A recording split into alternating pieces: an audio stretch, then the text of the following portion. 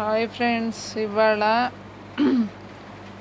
పొద్దున్నే ఇది సండే కదా. ఇవాళ కింద మా ఇంట్లో వాళ్ళు పనులు చేసుకుంటుంటే అది వెళ్ళింది పాపం. వెళ్ళి చక్కగా ఆడుకుంటుందిలే అనేసి నేను కొద్దిగా ఇంట్లో వాళ్ళు ఉన్నారుగా అని ఆదమడి చేసేసరికి ఒక కుక్క వచ్చి దీన్ని చెవి దగ్గర పాపం, ఇది మామూలుగా వెళ్ళి దాన్ని సందులోకి రానికుండా ఆపబోతుంటే ఆ కుక్క వచ్చి చెవి దగ్గర కొరికిందండి. అయితే బాగా అసలు బ్లడ్ వస్తుంటే పసుపు రాస్తుంటే అయినా సరే ఆగలేదు. ఇంకా కాఫీ పొడి రాసి అంటించాను.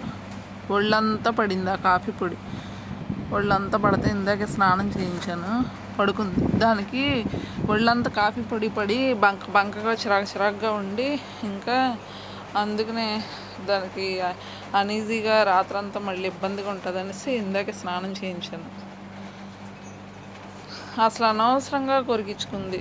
ఇప్పుడు ఏం చేయాలో నాకు అర్థం కావట్లేదు. అంటే అది వీధి కుక్క కదా, కొరికితే మళ్ళీ ఇంజక్షన్ ఏదన్నా వేయించాలా ఏంటో. ఒక్కదానివల్ల నేను తెచ్చుకున్నందుకు భలే ఇబ్బంది అయిపోతుంది. ఎవరో ఒకళ్ళు హెల్ప్ లేనిది హాస్పిటల్కి తీసుకెళ్ళలేకపోతున్నా. పెద్ద కుక్క అయిపోయింది కదా. ఇవాళ ఏంటి అన్నీ ఇలా జరిగినాయి. అసలు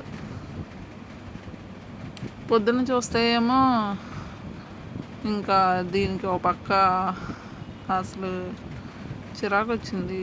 ఆదివారం మాత్రం అంట. నేను అందుకనే సగం మెయిన్ ఈ కుక్క నేను ఒక గంట బయటికి వెళ్తే ఇంట్లో వాళ్ళు పెద్దగా పట్టించుకోరండి బాబు. నేను ఇంకా బయటికి వెళ్ళాల ఈ పైన కొద్దిగా పట్టించుకుపోయేసరికి అలా జరిగింది. ఇంకా నేను ఒక్క పూట వెళ్తే పాపం దీన్ని కుక్కలు చిందరవందర చేసేసి ఇంకా దీనికి చావు ఇంకా ఒక 2-3 రోజుల్లో వచ్చేసిద్ది. అంత దారుణంగా ఉంది పరిస్థితి. ఒక్కదాని మీద పడిపోతుంది భారం మొత్తం. పనులు చేయాలన్నా దాన్ని పట్టించుకోవాలన్నా. అందుకనే తొందరపడి అసలు మూగజీవుల జోలికి వెళ్ళకూడదు. వాటిని మళ్ళీ తెచ్చుకున్నాక మనం వాటితో ఎఫెక్షన్ పెంచుకొని బాగా వాటి మీద వదిలి ఉండలేము. ఎక్కడికి వెళ్ళలేని పరిస్థితి. సొంత వాళ్ళని కూడా వెళ్ళి ఒక పూట పరామర్శించలేని పరిస్థితిలో ఇరుక్కుపోయి నేను అసలు రోడ్డు మీద వదిలేయమంటున్నారు కానీ అందరూ. ఇప్పటికే 3 years అయిపోయింది. ఇంకా ఎందుకు 3 years అయిపోయితే అది ఉండలేదు, నేను ఉండలేను. అయ్యో పాపం ఏం తినిందో ఎక్కడ తిరుగుతుందో అని దిగులైపోతుంది. ఇంత శుభ్రానికి అలవాటు పడి ఏసీ మంచాలు అంతా మళ్ళీ రాత్రులు దోంతారు దీనికి. అన్నీ ఈ విధంగా అలవాటు చేసి ఇప్పుడు వదిలేయాలంటే. కానీ ఇదేమో మేము ఉన్నాం కదా అనేసి గబగబా వెళ్ళిపోయింది ఆ కుక్క దగ్గరికి.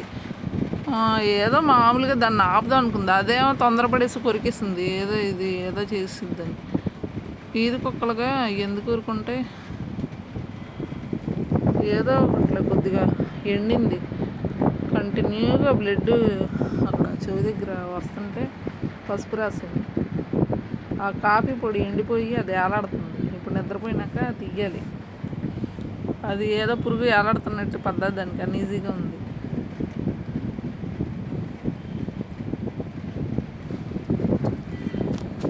ఇక ఆడకుక్క అయిపోయింది. మా కుక్క అయితే నాకు ఇంత టెన్షన్ ఉండేది కాదు. నేను ఒక్క పూట పట్టించుకోకపోతే ఇంకా పిల్లల్ని పెట్టేసిద్ది. ఈ ఒక్క కుక్కతోనే చచ్చిపోతున్నాను. పిల్లల్ని పడతాయి ఏం చేసుకోను కుక్క పిల్లల్ని. దీనికే అసలు బాత్రూము, టాయిలెట్ అన్నీ దాని బౌల్స్ క్లీనింగ్ చేయడం అసలు ఒళ్ళు పులిసిపోతుంది. సండే వచ్చిందంటే ఇంట్లో పనులు ఎక్కువైపోయి దీని పని చేయలేక, ఇంట్లో పనులు చేయలేక నాకు మోకాళ్ళ నొప్పులు, కిందకి పైకి తిరగలేక బయటకి కావాల్సినవన్నీ నేనే తెచ్చుకొని ఇంకా అసలు కాసేపు ఎక్కడన్నా ఇంటికి కావాల్సినవి తెచ్చుకోవాలన్నా నేను ఇంట్లో ఎవ్వరు లేని టైంలో బయట గడ పెట్టేసి తాళం వేసి గబగబా అదరా బెదరాగా తెచ్చేసుకొని ఇంకా అలాగా దీన్ని కాపాడుకుంటూ వస్తున్నా. ఇంట్లో వాళ్ళు ఉంటేనే మనకి ప్రాబ్లం. ఇంట్లో వాళ్ళు లేకపోతే చక్కగా తాళం వేసి వెళ్ళిపోతే ఇది బాగానే చక్కగా నిద్రపోయిద్ది. సైలెంట్గా ఇంట్లో ఉంటుంది. ఇంట్లో ఉన్నారు కదా అనేసి వాళ్ళ మీద ఆధారపడి వెళ్ళామంటే చిందరవందరగా చింపిరిగా అయిపోయి బురద చేసుకొని అక్కడ వరకు ఒక ఎత్తు అంటే ఇది ఆడకుక్కగా మళ్ళీ మగ కుక్కలు వచ్చి దీన్ని రచ్చ చేసి మళ్ళీ పిల్లల్ని పెడతాయేమోనని నేను ఇప్పుడు 3 సంవత్సరాల నుంచి టెన్షన్ పడతాను. చాలా ఇబ్బంది పడుతున్నాను. ఇంకా ఎన్ని సంవత్సరాలు ఏమో కానీ దీనికి పిల్లలు పెట్టే అవకాశం నా శాయశక్తిలో ప్రయత్నిస్తున్నా.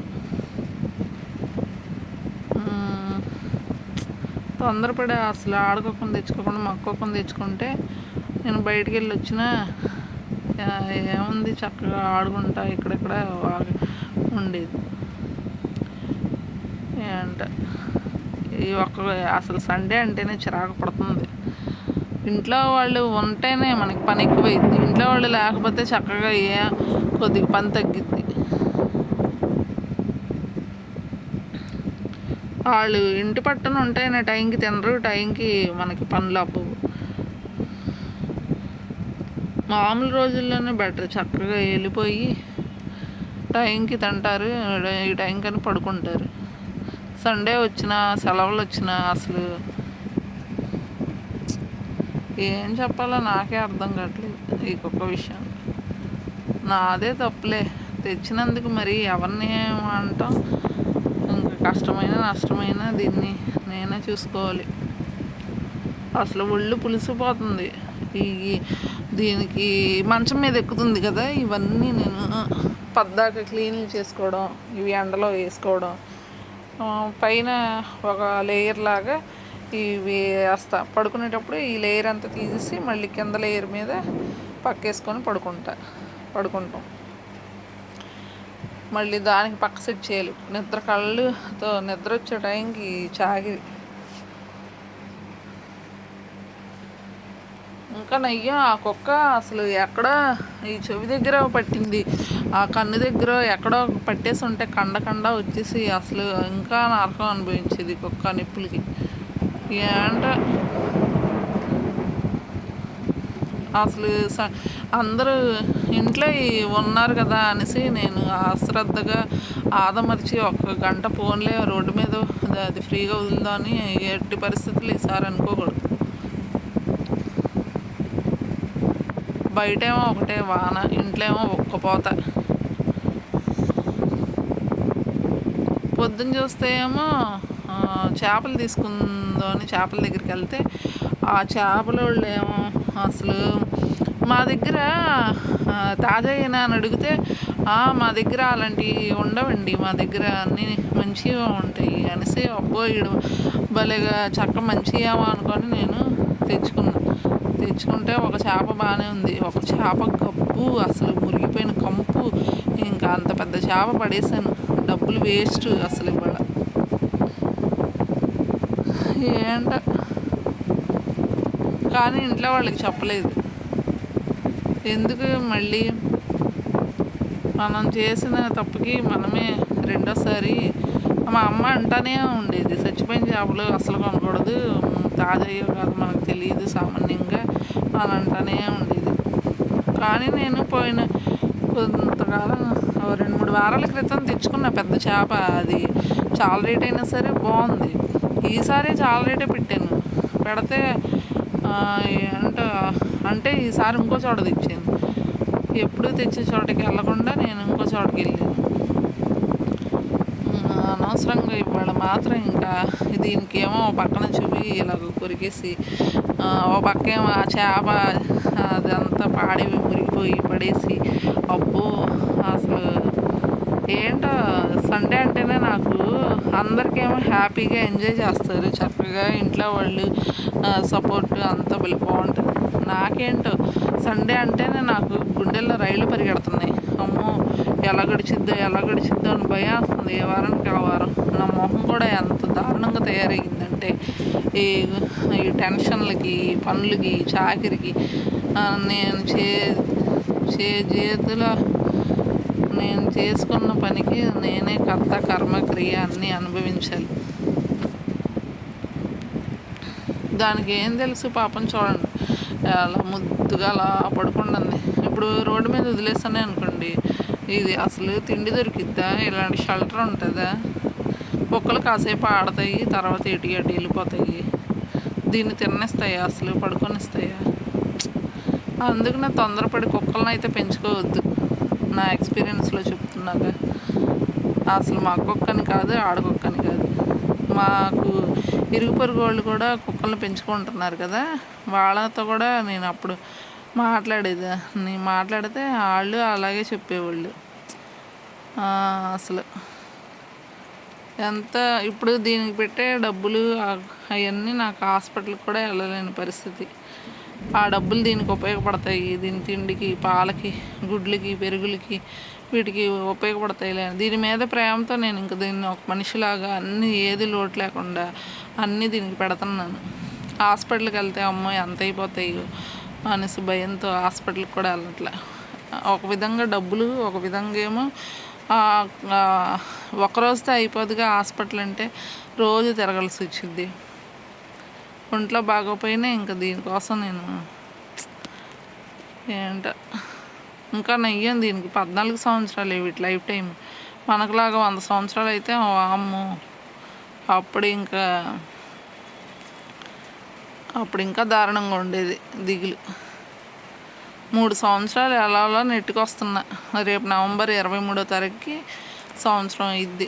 3 సంవత్సరాలు అవుతాయి. ఇంకా ఎన్ని సంవత్సరాలు. కానీ చచ్చిపోయినాక మళ్ళీ ఇవన్నీ గుర్తొస్తాయి పాపం దీని గురించి. ఏది జరగాలన్నా మన జాతకంలో అలా రాసి పెట్టుంటే మనం ఏం చేయలేము. అసలు నేను ఎంత కఠినాత్మరాలను, నాకు బాధ్యతలు అవి అంటేనే చిరాకు. అలాంటిది దేవుడు నాకు బాధ్యత అంటే ఎలా ఉంటుందో, ఒక జీవిని పెంచితే నేను ఎంత బాధ, కష్టం, సుఖం, ప్రేమ ఇవన్నీ తెలియజేయడానికే నన్ను ఈ కుక్కని నాకు అప్పగించినట్టున్నాడు.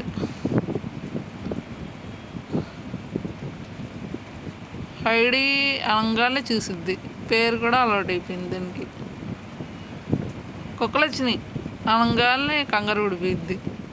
పప్పు ఏమైనా అనగానే చూసిద్ది, రా అంటే లోపలికి వచ్చిద్ది, పైకి ఎక్కువ అంటే మంచం మీద ఎక్కువ పడుకుంటుంది, అడి జరుగు అంటే జరిగిద్ది. తినేయమ్మా అంటే దానికి ఇష్టం లేకపోయినా ఇంక నా మాట కాదనలేక తినిద్ది పెట్టినట్టు. బాగా రిచ్గా చూసుకుంటున్నానని చెప్పట్లేదు, అలాని మరీ దారుణంగా మురిగిపోయి పెడతానని కూడా చెప్పట్లేదు. ఉన్నంతలో ఫస్ట్లో ఏదో పెట్టాను అలా ఉండేది. ఇప్పుడేమో అమ్మో పాపం నేను తింటున్నా, దానికి పెట్టలేదుగా, దానికి ఆకలేస్తుందేమో పాపం అది చూస్తుంది అనేసి ఏదో ఒకటి దానికోసం పెట్టాలని తాపత్రయం ఎక్కువైపోతుంది రాను. ఒక విధంగా చెప్పాలంటే మనుషులు ఇంత తోడు, ఇంత అంటిపెట్టుకొని ఎవరండి ఉంటారు? అసలు నా పక్కనే ఉంటుంది. అసలు నాకేమో చిరాకు పుట్టిద్ది, జరగదు అసలు. ఆ బార్ నుంచి ఈ బార్ వరకు మంచం మొత్తం పడుకుంటుంది. ఇప్పుడు ఏదో చలి పుట్టి ఆ మూలకి వెళ్ళింది. నిన్నైతే ఇంకా అలాగే దాన్ని జరపడం ఎందుకులే అనేసి అలా పడుకుంటుంటే ఇక్కడ వెనకాల ఇలా వాలంగాల గోడ తగిలింది. ఆ పక్క ఏమి ఇది ఉంది ఇరుకులో, నేను పడుకునేటప్పుడు గక్కుమని గోడ తగిలింది. కానీ దాన్ని తిట్టలేక గసరలేక ఏంటో. కానీ దీనికి పీరియడ్స్ వచ్చినప్పుడు మాత్రం ఇప్పుడు ఎంత చక్క బుద్ధిగా ఉంటుందా, అప్పుడు మాత్రం కంట్రోల్ చేయలేకపోతున్నాను నేను. నా మాట విందు, వెళ్ళిపోయి ఆ మెట్ల దగ్గర కూర్చుంటుంది. వీధి కుక్కలు వస్తే కిందకి వెళ్ళిపోతానంటుంది. పైనుంచి అరిసిద్ది వీధి కుక్కల్ని, నేను పైన ఉన్నాను అని చెప్పి. ఆ పీరియడ్స్ టైంలో మాత్రం బాగా జాగ్రత్తగా అసలు దీన్ని కంట్రోల్ చేయాల్సి వస్తుంది. ఒక 2 వీక్స్ అలాగా ఉంటుంది దీని పీరియడ్స్. 6 మంత్స్కి ఒకసారి వస్తూ ఉంటాయి. మరి ఇంకా ఎన్ని సంవత్సరాలు ఏమో తెలియదు, కానీ ఆ పీరియడ్స్ వచ్చే టైంలో మాత్రం మనం దీన్ని జాగ్రత్తగా కనిపెట్టుకోవాలి, పిల్లల్ని వద్దు అనుకుంటే కనుక. అయినా పిల్లలు కావాలన్న వీధికి ఒక పిల్లలు బాగోగా, చండాలంగా ఉంటాయి. మంచి కుక్కల్నే కొనుక్కొని తీసుకెళ్ళి వదిలేస్తారు. చాలామంది డబ్బుల కోసం అదొక బిజినెస్ లాగా చేస్తారు, కానీ నాకు అలా ఇష్టం ఉండదు. ఆ డబ్బులు ఎటు వస్తాయో ఎటు పోతాయో ఏమో కానీ ఒకవేళ అదొక చాకరీ, దీని ఆరోగ్యం కూడా పాడైపోయిద్ది, మనకి ఇంకా పని ఎక్కువైద్ది. ఇంట్లో సరదాగా చేసేవాళ్ళు ఒక నలుగురు ఉంటే మనకి అదొక ఇంటి పట్టున అదొక సంతోషంగా చేసుకోవచ్చు. కానీ ఒక్కొక్కరిని చేయాలంటేనే అసలు ఇంకా నెయ్యేది. చిన్న కుక్క కాబట్టి సరిపోయింది. కొన్ని కుక్కలు అయితే మనంత ఎత్తు అంతంత బరువు 50 కేజీలు 60 కేజీలు ఉంటాయి. అలాంటి కుక్కలను అయితే అస్సలు తెచ్చుకోకండి. ఇదంటే కొద్దిగా 25 కేజీలు 30 కేజీల లోపల ఉంది.